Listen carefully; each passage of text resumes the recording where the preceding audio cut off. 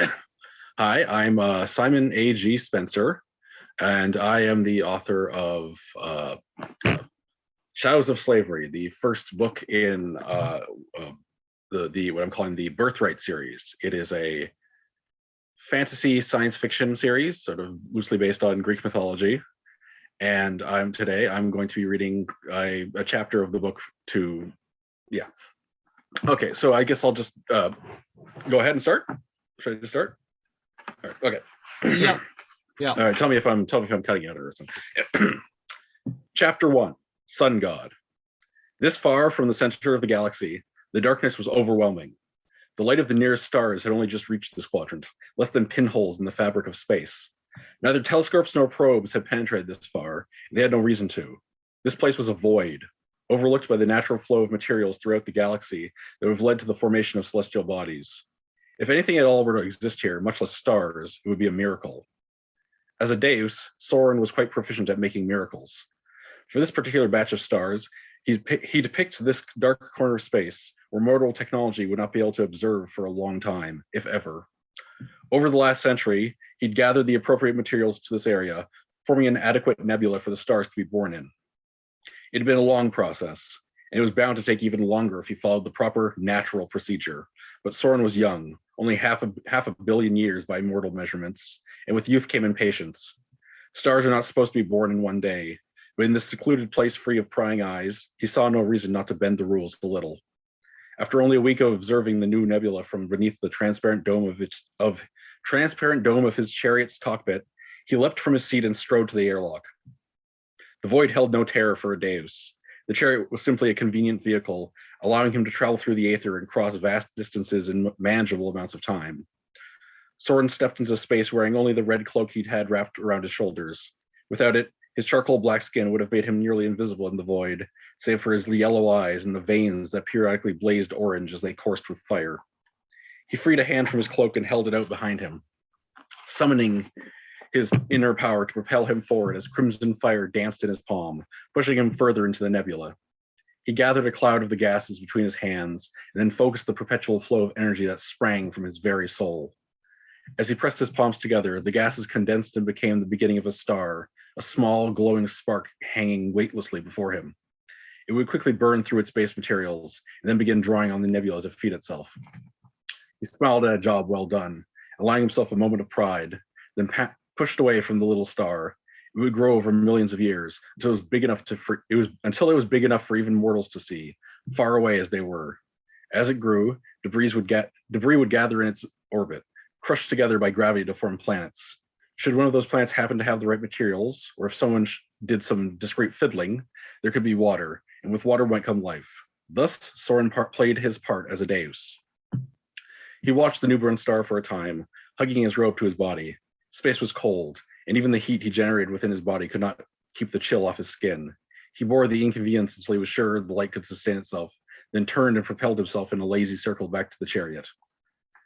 Shrouded in the darkness of deep space, the chariot was practically invisible, and Soren only found it by the blue guide lights he'd left blazing around the cockpit. He landed on the gold-shaded hull, which shone slightly by the light of his inner fire, and ducked in through the hatch on top of the oval-shaped vessel. Most deus found a home for themselves, a lifeless planet or piece of space debris they could bed down in and claim for their own. Soren preferred to wander. Chariot interiors were only designed for temporary dwelling on long voyages, but Soren had converted his sleeping quarters into a rec room, where he kept records of the music, fiction, and art of hundreds of mortal civilizations. He preferred to sleep in the cockpit, where he could sit in his chair and look out at the stars, planning his next destination before slumber took him. During his forays into civilized space, he enjoyed parking the chariot where it couldn't be seen and watching mortals go about their lives. The dashboard monitor came to life as he took his seat, informing him he'd received a message. It had been at least a century since he'd received any sort of communication, but Soren could guess who had sent this one.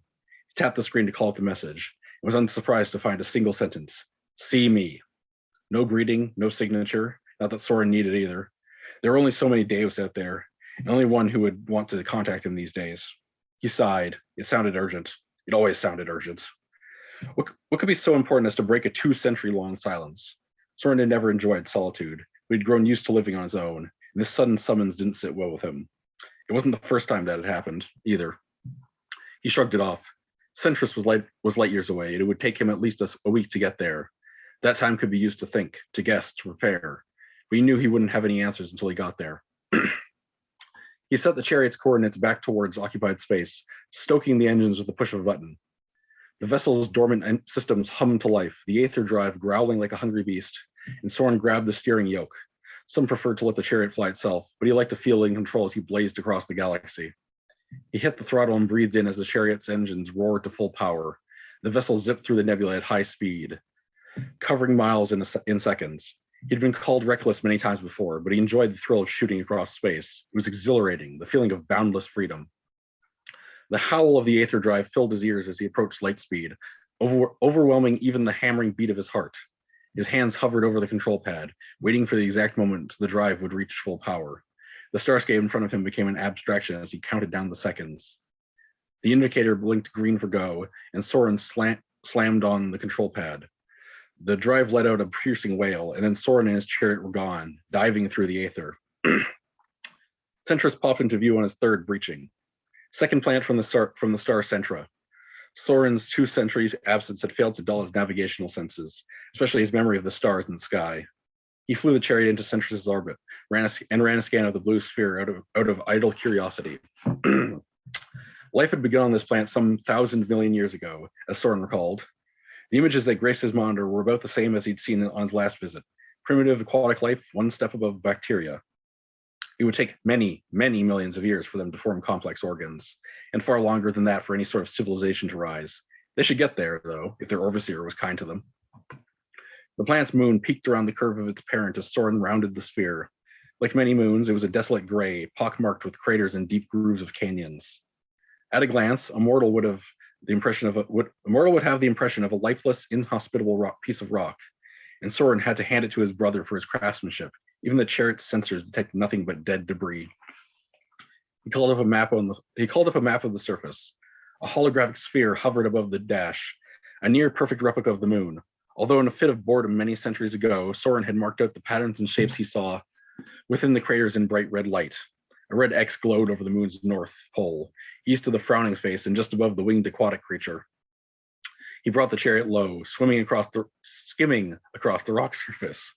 The crater he saw was indistinguishable from all the rest, save for one detail. It was a perfect circle. It would take some very careful measurements for the uninitiated to discover that, a disguise to throw off potential mortal explorers. It was a red flag to a deus, a marker of intelligent intent. The crater came into view on the horizon, and Soren switched the thrusters around to bring the chariot down to a gentle landing within the depression. Moon dust scattered beneath the ship's exhaust. There was a slight bump as it came to rest. Soren switched on his communication systems. "I'm here." He waited, but after a few minutes it became clear he was going to get no reply. He sighed, not at all surprised, and searched through his sound files. There was a special tone that when broadcast would open the way automatically. He'd been given a recording as a sort of emergency key centuries ago, after an incident where he'd been left waiting on the moon's surface for 3 days straight. Now he just had to find the thing. For reasons he could no longer recall, he'd buried it near the end of his list of audio logs. Had it really been that long? Trying to remember exactly when he'd been given the recording made him feel old, a strange sensation for him, and he quickly pushed the thought from his mind. He queued up the recording to transmit and leaned back in his seat as the tinny chord played, pursued by a bubbly howl. It was almost certainly one of Orifon's compositions, written before they had all parted ways. An odd choice, and not really to Soren's taste, but unique and difficult to replicate. As the recording finished, the chariot shuddered, prompting Soren to stand and peer outside. A split had opened along the crater's circumference, dividing the gray rock bed from the rest of the surface. The chariot shuddered again, nearly knocking him off his feet as the ground beneath began to descend into the moon's depths. Soren returned to his seat, hands fidgeting impatiently as the slow journey commenced. The hangar was several kilometers below the surface, indicated by an opening in the side of the long elevator shaft. The elevator came to a stop after nearly an hour, and Soren guided the chariot through the opening and set it down beside a similar silver vehicle. The second ship's brilliant sheen was obscured by a thick coating of moon dust, and Soren hesitated to even guess what condition the engines might be in without regular maintenance. He put it from his mind, shut off all but the most necessary systems on his own chariot, and disembarked. The interior of the moon reminded Soren of the exterior. The dull gray rock was replaced by dull gray metal, only now it lacked the occasional interesting crater to keep it from complete monotony. Bright domes of light clung to the ceiling and walls, all perfect and uniform and boring. The bareness upset Soren a little bit. How could Ludus spend so much time down here and not make it his own? Where were the flourishes and decorations that should have covered the drab walls? Soren knew the answer, of course, but knowing and accepting are different things. He sought out the exit, a passageway at the far end of the hangar that led to another elevator. He stepped aboard and began the long descent into the labyrinth below, occupying himself by thinking on why his brother would break his reclusive habits. A prophecy, no doubt, but none of Ludus's predictions over the last 200 years had motivated him to request Soren's presence. His imagination ran wild with possibilities, but turned up nothing fruitful. Somewhere in the middle of his train of thought, the elevator came to a stop, the door opening onto a short hallway. A larger door waited at the other end, emblazoned with a crescent moon, Ludus's chamber. Soren crossed the distance in seconds and pressed a hand to the emblem. No point in knocking if Ludus wasn't answering his front door. The crescent filled with a pale shimmer at his touch, and the chamber opened to him. Despite the drab appearance of the rest of Ludus's home base, his personal chamber always gave Soren pause. The walls and ceiling curved into a dome with wide monitors spread across every inch, and no visible break from one screen to the next. A long, thick black cable snaked from the apex of the dome, reaching down towards Ludus on his throne. The older Deus sat nearly immobile, sweat shining on his rough gray skin. The upper part of his face was concealed by a wide visor, which wrapped around to the back of his head and connected with the cable, allowing the concentrated information from the monitors to flicker directly before his eyes. His squarish jaw was clamped tight, mouth pressed into a thin line, and his hands, large and powerful things that Soren quietly envied, gripped the arms of his throne as if he feared to be flung from it. Soren knew better than to interrupt Ludus when he was compiling a prophecy. He took a place beside the throne, gazing up at the multitude of images spread around him. The entire galaxy was displayed here, data intercepted from millions of broadcasts across countless planets, along with feeds from special recording devices Soren had placed at Ludus's behest over a period of many years. His eyes flitted from one screen to another, almost immediately forgetting whatever information he'd seen in between. Gradually, the images began to change. Immense starships replaced news reports. Decimated cities took the place of mortal dramas, until every monitor showed only death and chaos. This was Ludus's vision then, in the process of compiling. Soren winced at the sight of ships gutted by laser cannons, vast metropolises aflame, and mortals locked in bloody combat. Everything went by too fast for him. He could barely get a sense of an image before it was gone, replaced by another in a cascade of escalating violence. Ludus let out a pained grunt, his lips pulling back to reveal his tightly clenched teeth. The images began to unify, the same visions spreading across each monitor. An entire military fleet, ships numbering in the hundreds, descending upon an inhabited world with weapons blazing. Then, all of a sudden, every screen went black. The vision was over. Soren turned to his brother, expecting some kind of explanation, but Ludus remained seated. His thick arms tensed, as if struggling against an unseen pull, and the cords of his neck stretched nearly to breaking point. A new sound brought Soren back to the monitors. What began as a low whine grew and multiplied, each screen adding to the rising din. It swelled into a howl, distorted and metallic, assaulting Soren's senses like a powerful windstorm. The unrelieved black of the screens was accented by brief flashes of red, like the flicker of a rising flame, while the sound grew to unbearable volumes, forcing Soren to cover his ears. Beside him, Ludus opened his mouth and added his own scream to the howls.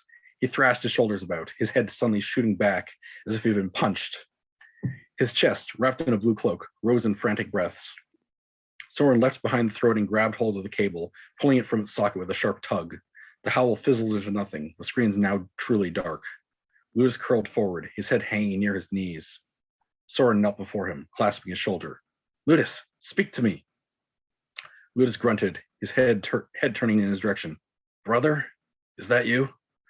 Soren lifted the visor from Ludus's face and set it aside, meeting his brother's silver eyes. Are you all right? Ludus blinked a few times, then slowly sat up. Yes, I'm fine. The vision has grown stronger since I last experienced it. I was not prepared for its intensity. It looked like it was going to kill you, Soren said, accusingly. What would have happened if I hadn't arrived when I did?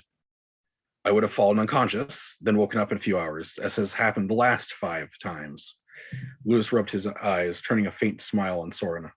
The worst the visions can do is give me a slight shock, nothing more. You need not be concerned. It's good to see you again, brother. I'm not so sure, Soren frowned. Never seems to be good news when you call. You never ask me over to share a few drinks and reminisce. It's always some urgent business. Ludus returned a sheepish grin. Thank you for coming. Soren sighed, let himself smile. I always do, brother. Ludus stood and walked a circle around the chamber, stretching his arms. Soren poked his nose into the neighboring room and procured a few drinks from Ludus's stock. Durham wine, aged almost 100 years and fermented enough to kill all but the hardiest of mortals. Consumed in sufficient quantity, it could get even a Deus drunk. He brought an extra seat with him, and the two sat and shared a bottle, discussing Soren's star fostering project. The vision could wait until the tension left Ludus's already severe face. You're doing good work, Ludus said, sipping at his glass. What better purpose for a Deus? Of course, we may run out of dark corners to hide in once you've lit up the whole universe. We might be forced to reveal ourselves, Soren suggested, only half joking. Ludus frowned, setting his glass on the arm of his throne. You know the law, Soren. Let's not entertain thoughts of breaking it. Soren sighed. There may come a time when we have no choice. I don't see it, Ludus replied, a stern edge creeping to his voice. Our job is to work in the shadows. Minimal contact is best. Soren sipped his drink, forcing a chuckle. The sun god working in the shadows? We're not gods, little brother. Ludus clenched his fist on his lap. That's how tyrants think. We know better, don't we? Soren fell silent, Ludus's silver eyes burning into him as nothing else could. Guilt welled up in him and he averted his gaze, then bowed his head in submission. The two drank in silence for a long while, neither looking directly at the other. Fortunately, the drinks had the effect of bolstering Soren's courage. So, that prophecy, another war is coming. Who's it between? Everyone, Ludus said, stroking his temple. Soren's eyes widened. How do you mean? I mean that it will start with a typical conflict between two of the larger powers, likely the Bythos Empire and the Kinship, but in time, the entire Sur galaxy will be drawn into it. The entire Sur galaxy. All the civilized life he and his brother watched over. Soren had witnessed mere solar systems at war with each other, and that had been more than enough bloodshed for him. But all of Sur? Soren had traveled from one end of the galaxy to the other, but he had trouble conceiving of a war of such magnitude. How accurate have your prophecies been of late? He only barely grasped the mechanics of how Ludus compiled his prophecies. It had something to do with gathering information, then running it through an algorithm that supported Ludus's own natural foreseeing abilities. Almost inevitable, Ludus answered. The only things the system can't predict are the actions of Deus and their impact, but we have never played a significant role in mortal events. Who wins? Deus were not supposed to favor any side in moral conflicts, but knowing the details might present a course of action. Ludus shook his head. I can't know for certain. My prophecies merely take current events and use them to predict general outcomes. If I had to guess, the Empire. They have the numbers, the resources, and the callousness to trample any of their enemies. Many will die regardless, more than any previous war in our lifetimes. He let out a heavy sigh, gazing into his glass. They were put too close together. Mother and the others should have spread their seeds further, but instead they chose to concentrate their efforts relatively close together. She wanted the mortals to meet each other someday. Well, she got her wish, and I suppose there's no point in agonizing over what's been done. Exactly, Soren stood, already resolved to take action. We should be thinking about what we can do to stop this war. Ludus leaned back in his seat. We will do nothing. Soren furrowed his brow. Come now, you can't be thinking about the law at a time like this. We've already discussed this, Ludus said coldly. That was before I knew what we were really talking about, Soren exclaimed. He knew his brother could be stubborn, but this was a new low for him. What we were talking about is interfering in mortal affairs, letting our biases influence the course of their lives. Ludus narrowed his eyes. We have no right to interfere, regardless of the consequences. The death of billions is quite a heavy consequence, Soren snapped, folding his arms. Can you live with that? I'm not sure I can. Ludus closed his eyes and tilted his face towards the ceiling. I've lived with worse. Soren eyed his brother, trying to read him, before a flash of insight came to him. Will Utopia be involved? Ludus winced, his face tightening with wrinkles. The Roshani have always been a blind spot in my prophecies. You know this. Theoretically speaking, they'd be mad to sit by while the rest of the galaxy goes up in flames, neutral or no. It is not our concern. Then why did you summon me here? Soren demanded. It was a cruel thing to warn him of approaching disaster, only to tell him he could do nothing about it. Ludus opened his eyes and lowered his head, meeting Soren's glare with a calm blankness. You saw the end of my vision. I heard it, Soren corrected. What was that? Ludus leaned forward, pressing his hands together. I don't know. It was unlike anything I've ever experienced. It was as if the computer was trying to visualize something outside its field of knowledge, but that's impossible. That database encompasses all Deus knowledge. What is there in this galaxy that it wouldn't recognize? A chill passed through his fiery veins as the answer came to him. Something that isn't from this galaxy. Ludus nodded grimly. An alien element, maybe even the tyrants themselves.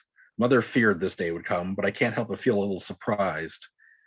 I cannot say what it is or how it pierced the firmament, but the prophecy tells me it will play a part in this war, may even serve as the catalyst for it. This is where I want you to act. Find out what it is that doesn't belong here and remove it. Discreetly, of course. Can you do this for me, brother? Hope sprang anew in Soren's heart, mixed with apprehension. The firmament was supposed to be impenetrable. From Mother's memory, I will gladly do this. Will you come with me?